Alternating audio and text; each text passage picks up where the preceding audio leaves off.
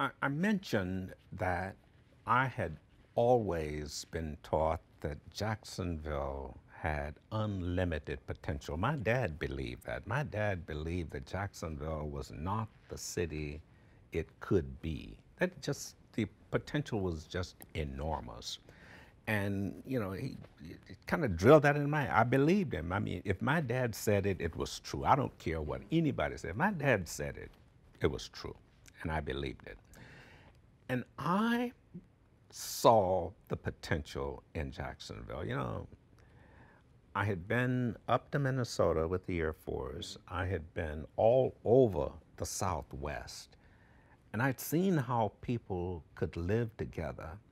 And I saw them doing remarkable things in dinky little cities. I mean, little cities that didn't have a river running through it and didn't have an ocean 21 miles away and didn't have all of the beautiful trees. I mean, just did not have all of these wonderful things that Jacksonville had to offer, and especially didn't have some of the kind of people that I grew up with, both the people who ran the grocery stores in the neighborhood and both the neighbors that we had. So I saw the potential,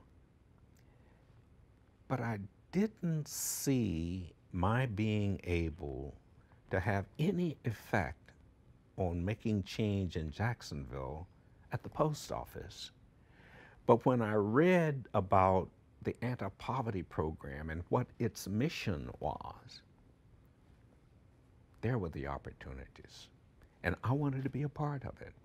I've always thought that Jacksonville had perhaps the greatest potential of any city that I've ever known of to be one of the great cities in this country, in the world for that matter. It does. I look at some of the people who grew up in this city and who went on to become national and internationally famous. A. Philip Randolph, James Walden and Rosamond Johnson. I mean, there's no limit. There ain't no limit. James Weldon Johnson was the principal at Stanton School. I mean, he wasn't principal when I was there, but before I was there, he was our principal. He went on to Florida Community College. A. Philip Randolph led the Brotherhood of Sleeping Car Porters, and I mean, he was the leader of the March on Washington, Dr. Martin Luther King's March on Washington. These are Jacksonville natives. These are people who walk the same streets that we walk today. They came from a city that had the potential, that has the potential, and that could indeed one day be the greatest city on the face of this earth.